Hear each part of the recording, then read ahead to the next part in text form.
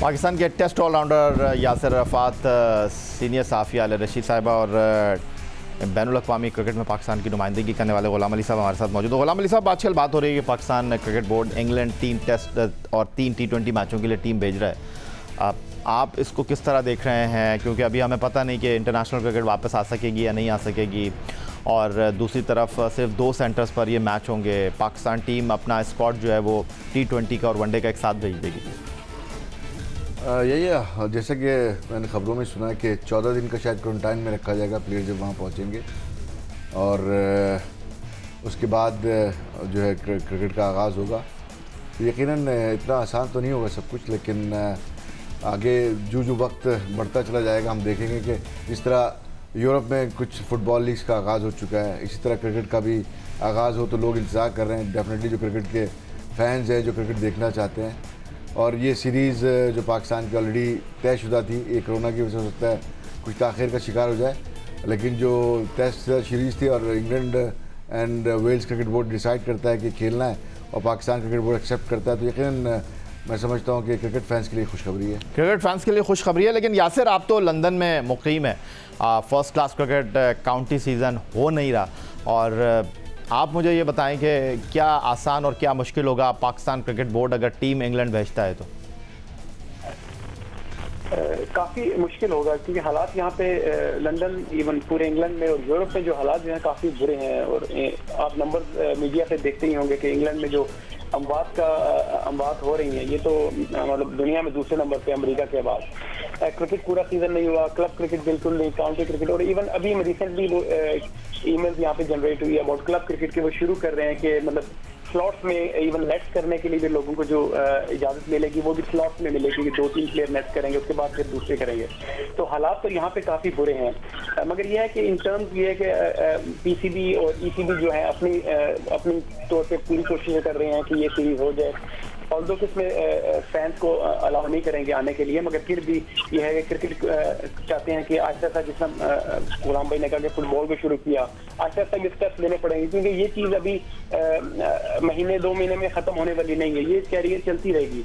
मगर जो स्पोर्ट्स है और बाकी चीज़ें हैं, स्कूल का भी ये भी सुनने में आ रहा है कि हो सकता है अगर हालात बेहतर हो, वो भी डिपेंड करता है, क्योंकि हर हफ्ते ये मॉनिटर कर रहे हैं कि सिचुएशन कैसी है। तो आलिया, आप किस तरह देख रही हैं यासिर अरफात जो तस्वीर कशी कर रहे हैं? अमेरिका की बात कह रहे हैं, यूके जो है वो इस हवाले से सबसे ज़्यादा इफेक्टेड है। वो कह रहे हैं कि नेट में जाने के लिए भी जो है लोगों को अप्रूवल लेनी पड़ेगी, और हम वहाँ पर अपनी टीम को भेजने का खतरा नहीं मोल रहा है आपके ख्याल में?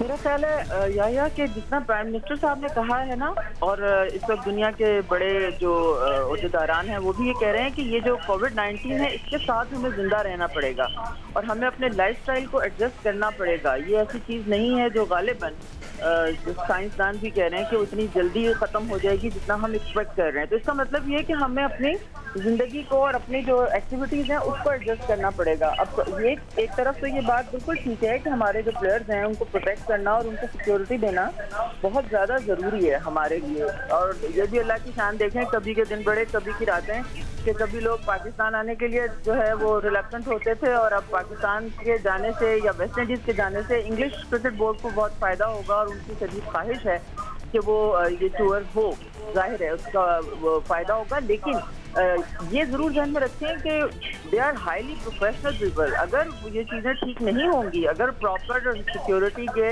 या जो माहौल के हवाले से अगर प्रॉपर अरेंजमेंट नहीं होंगे, तो इवन ईसीबी खुद नहीं इस चीज़ को करेगा। ये मेरी अपनी ज़ाती ऑब्जर्वेशन है, क्योंकि मैंने भी इंग्लैंड में बहुत क्रिकेट कवर की है।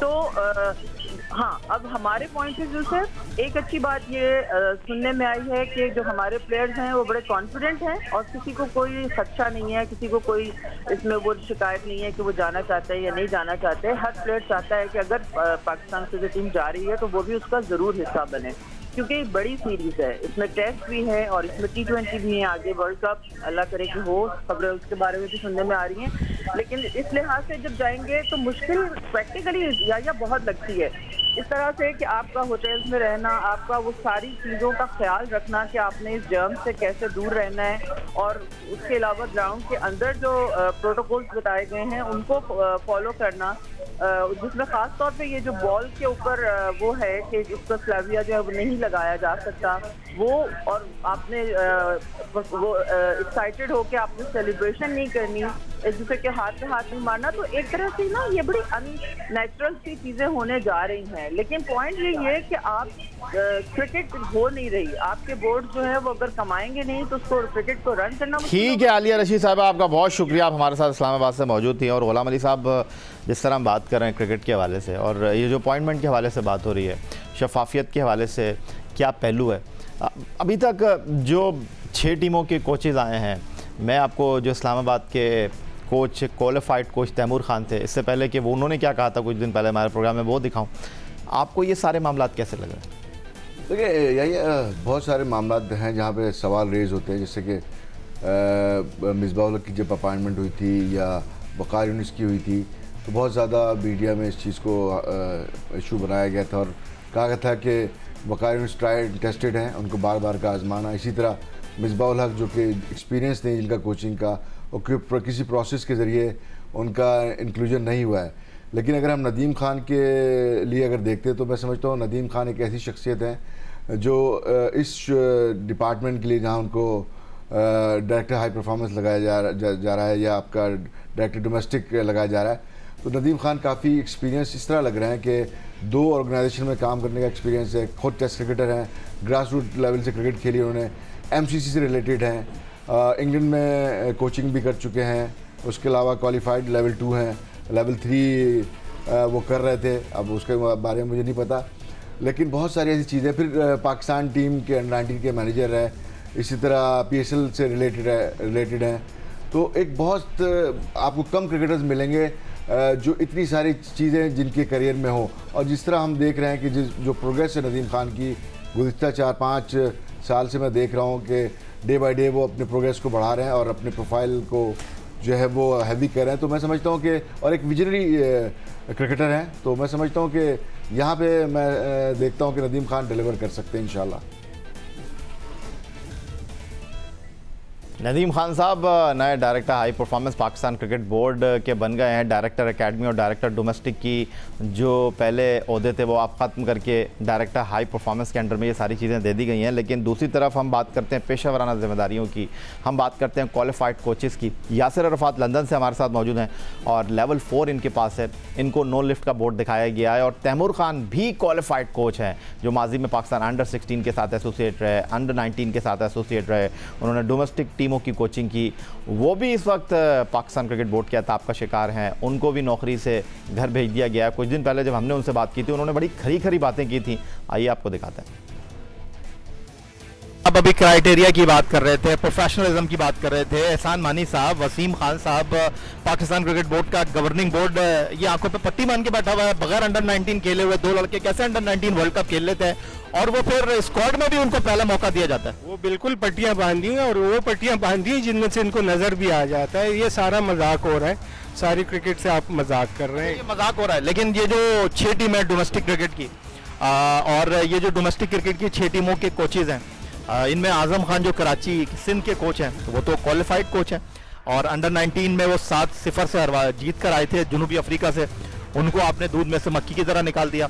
ये जो बाकी कोचेज हैं, अब्दुल रहमान हो गए, उसके अलावा एजाज जूनियर हो गए। आपके नॉर्दर्न के कोच की बात कर लेते हैं, वसीम के बारे में आपका क्या ख्याल है? उन्होंने तो फाइनल में पहुंचाया टीम को, वो क्वालिफाइड है। देखिए वो क्वालिफाइड नहीं, बात क्वालिफाइड और नॉन क्वालिफाइड भी गलत है कोच लगे? नहीं, कोच गलत नहीं लगे, मैं ओवरऑल एक सिस्टम की बात। तो आप बात कर रहे थे कि बाकी कोच जो है क्वालिफाइड नहीं है, उनको जो है पिक एंड चूज किया गया, तो वसीम के बारे में आपका क्या ख्याल है? उनको पिक एंड चूज किया गया? मेरे ख्याल से तो पिक एंड चूज है, रिजल्ट बात की बात है, मैं सिर्फ अपॉइंटमेंट्स की बात कर रहा हूँ। रिजल्ट मेरे हाथ में नहीं है, आपके हाथ में भी नहीं। उन्होंने अगर पिक एंड चूज भी किया, उन्होंने टीम को फाइनल में तो पहुंचा दिया। देखिए मेरी बात सुने, सबसे बड़ी बात ये होती है कि रिजल्ट मैटर करते हैं, बिल्कुल मैटर करते हैं, हर क्रिकेट में मैटर करते हैं। लेकिन ये कोई नुस्खा किसी कोच के पास भी नहीं होता कि अगर आपको अच्छी टीम मिल जाती है तो आप ज़ाहिर टूर्नामेंट भी जितवाओगे। अब मैं ये कह रहे हैं नॉर्दर्न टीम के कोच पाकिस्तान के फॉर्मर टेस्ट ओपनर वसीम, जो कि सिलेक्शन कमेटी का भी पार्ट है, वो डिजर्व नहीं करते नॉर्दर्न की टीम की कोचिंग? मैंने कहीं भी ये यूज वर्ड नहीं किया कि डिजर्व नहीं करता। मैं कहता हूँ ओवरऑल एक सिस्टम ऐसा आ रहा है कि आपने अपने ये तो कहा ना कि उनको भी पिक एंड चूज किया गया। देखिए पिक एंड चूज तो सारों को किया गया। आप देख लें, अगर 6 कोचेज है, सबको अरशद खान ऑस्ट्रेलिया में थे, उनको पिक एंड चूज किया गया। कबीर खान एक सिस्टम का हिस्सा थे, बिल्कुल ठीक है, आए हैं। बिल्कुल अब्दुर्रहमान एक सिस्टम का हिस्सा है, मेरे दोस्त भी हैं, वही आए हैं, सिस्टम में हिस्सा है। एजाज जूनियर भी एक सिस्टम का हिस्सा था, कुछ अरसे नहीं है, उनको भी लिएगा। सवाल ये पैदा होता है कि अगर उनको रखा गया तो हमें क्यों निकाला गया? फिर ये बता दें, आप तो पूछ रहे हैं कि मुझे क्यों निकाला, लेकिन तैमूर साहब ये भी बता दें कि आपको लग रहा है ये मायूसियां ही हैं सिर्फ, और सिस्टम ठीक नहीं होने जा रहा वसीम खान और एहसान मानी के होते हुए? देखिए सिस्टम ठीक होता उस वक्त आएगा जब आपको कुछ चीज़ें नज़र आ रही हो ना। आप क्रिकेटर क्या करेंगे? आपने डिपार्टमेंट बंद कर दिया, 500-600 क्रिकेटर्स का आपने रोजी रिज़्क छीन लिया, वो कहाँ है? उनके लिए कौन सा अल्टरनेटिव सिस्टम है? आप मुझे बताएं, मैं इतना क्वालिफाइड हूँ, मैंने इतना एक्सपीरियंस गेन किया है, मुझे कोचिंग की कौन सी जॉब मिलेगी? मेरे कोई कॉन्टेक्ट नहीं है, ना कोई सिफारिश है, मैं कहाँ जाके जॉब करूँगा? लोगों के जाके मैं मिन्नतें करूंगा, वो मुझसे होता नहीं है। या किसी भी टांगों में पाँव में बैठ जाऊं, वो मुझसे होगा नहीं। आप ये कह रहे हैं जो बाकी कोच बने ये टांगों में बैठते हैं? बिल्कुल बैठते हैं, सारा बैठते हैं, सारा यही सिस्टम का हिस्सा है और इसी सिस्टम के पल्ले पल्ले हैं सारे हैं। कोई चीज किसी से भी ढक। आप जो पहले कोच बने थे आप टांगों में बैठते थे? मैं बिल्कुल नहीं बना था, मैं अपने सिस्टम से आया था। मुझे जनरल तौकीर रियाज साहब ने, मैं साउथ अफ्रीका में था, अच्छी जॉब कर। आपने कहा मुझे शकील शेख की वजह से साइड किया गया, तो आप शकील शेख के पाँव में बैठते? नहीं, पाँव में उनके पाँव में मैं नहीं बैठा हुआ था। मैं सिर्फ आपसे एक बात कहना चाह रहा हूँ कि मैंने जब काम शुरू किया था तो मुझे जनरल साहब यहाँ लेके आए थे। तैमूर खान इस्लामाबाद रीजन के क्वालिफाइड कोच जो इस वक्त साइड लाइन है, और कुछ दिन पहले जब हमारी उनसे बात हुई थी तो वो बड़ी खरी खरी बातें कर रहे थे, दिल गिरफ्तार थे। उन्होंने क्या कहा ये आपने देखा। शकील शेख साहब का उन्होंने नाम लिया जो पाकिस्तान क्रिकेट बोर्ड के गवर्निंग बोर्ड के साबिक रुकन और पाकिस्तान क्रिकेट के एक माजी के पावरफुल एडमिनिस्ट्रेटर कहलाए जाते हैं। वो और पाकिस्तान क्रिकेट बोर्ड आजकल आमने सामने नई पेशरफ्त हुई है, इस पर बात करेंगे एक ब्रेक के बाद।